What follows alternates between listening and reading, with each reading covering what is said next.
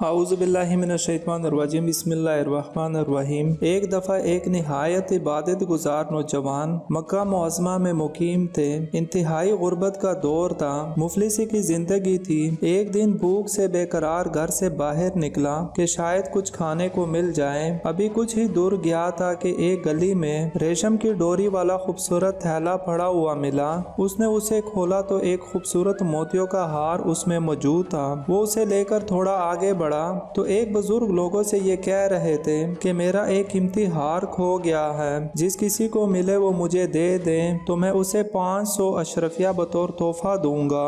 وہ جوان آگے بڑھا اور ان سے کہا کہ آپ میرے ساتھ چلیں۔ راستے میں وہ یہی سوچتا رہا کہ انعام اس کے لیے جائز ہوگا یا نہیں۔ بہرحال گھر پہنچا۔ پہچان کرانے کے بعد وہ ہار اس بزرگ کے حوالے کر دیا۔ بزرگ بہت خوش ہوئے اور 500 اشرفی بطور تحفہ اس جوان کے حوالے کرنے لگے۔ وہ جوان عجیب کشمکش میں تھا کہ ایک طرف غربت، فاقہ کشی اور دوسری طرف غیرت، خودداری۔ یہ تحفہ لینا ان کا ضمیر گوارا نہیں کر رہا تھا اور بار بار جھنجھوڑ رہا تھا کہ تم نے کون سا کارنامہ کیا ہے، یہ تو تمہارا فرض تھا، اگر یہ فرض ادا نہ کرتے تو گناہگار ہوتے۔ بہرحال اس نے فیصلہ کر لیا اور بزرگ کو انکار کر دیا کہ یہ تحفہ میں نہیں لے سکتا۔ بزرگ بہت اصرار کرتے رہے لیکن اس نے ان سے یہ لینے سے معذرت کر لی اور دل میں اپنے اس فیصلے سے بہت سکون محسوس کیا۔ پھر کچھ ہی دنوں بعد وہ جوان سفر کے ارادے سے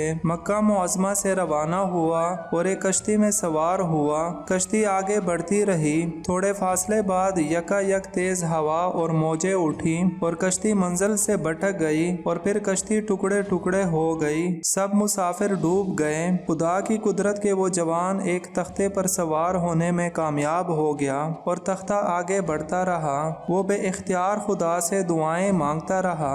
خدا کی رحمت جوش میں آئی اور تھوڑی دیر بعد ایک ساحل نظر آنے لگا اور تختہ کنارے لگ گیا۔ وہ جوان اترا اور سجدہ شکر بجا لایا۔ یہ ایک جزیرہ تھا اور قریب ہی ایک آبادی نظر آ رہی تھی۔ وہ جوان آگے بڑھا تو مسجدوں کے مینار نظر آئے۔ وہ مسجد گیا اور نہایت جذبے اور درد کے ساتھ تلاوت شروع کر دی۔ جزیرے کے لوگ اس کی آواز کی کشش سن کر اس کے قریب آ گئے اور کہنے لگے کہ آپ ہمیں بھی اس طرح قرآن پڑھنا سکھا دیں۔ جزیرے پر اس کی شہرت پھیل گئی اور لوگ اسے کتابت اور قرات سیکھنے لگے اور بہت محبت اور عقیدت بھی رکھنے لگے۔ وہ اس کے لیے تحفے تحائف لاتے۔ ایک دن کچھ لوگ آئے اور اسے کہنے لگے کہ یہاں ایک نیک بزرگ رہا کرتے تھے، آپ کے آنے سے چند دن پہلے ان کا انتقال ہو گیا تھا۔ ان کی ایک حسین و جمیل سلیقہ مند نیک سیرت بیٹی ہیں، آپ کہیں تو آپ کے نکاح کا پیغام لے جائیں۔ اس نے ان کی بات تسلیم کر لی اور سوچا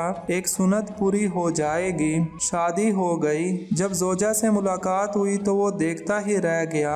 وہ حسین و جمیل تو تھی ہی لیکن اس نے جو ہار پہنا ہوا تھا وہ وہی تھا جو بزرگ کو اس نے لوٹایا تھا۔ زوجہ بھی اس بات پر حیران تھی کہ وہ ہار کو اتنے غور سے کیوں دیکھ رہا ہے۔ یہ ساری کہانی اپنی زوجہ اور خاندان کے لوگوں کو سنائی تو سب نے بتایا کہ ان کے سسر جب آپ سے مل کر آئے تو آپ کی دیانتداری کا بہت تذکرہ کرتے اور خواہش کرتے کہ کاش میں اس نوجوان سے اپنی بیٹی کی شادی کر سکتا۔ اس طرح اس بزرگ کی خواہش پوری ہوئی کہ اس جوان کو قدرت وہاں کھینچ لائی۔ اللہ تعالیٰ نے اس کی اس تقوی اور پرہیزگاری کی برکت سے اتنا نوازا کہ وہ ہار بھی واپس کیا اور ہار والی بھی عطا کی۔ یہ سب سن کر جوان بے اختیار سجدے میں گر پڑا۔ تو سامعین، ہم یہاں دنیا میں رہتے ہوئے اصل یہ ہے کہ ہم اللہ کا ڈر اور اللہ کا خوف حاصل کریں، اس کی اطاعت و فرمانبرداری کریں اور نافرمانیوں سے پرہیز کریں، جس کے بعد اللہ کی مدد آتی ہے۔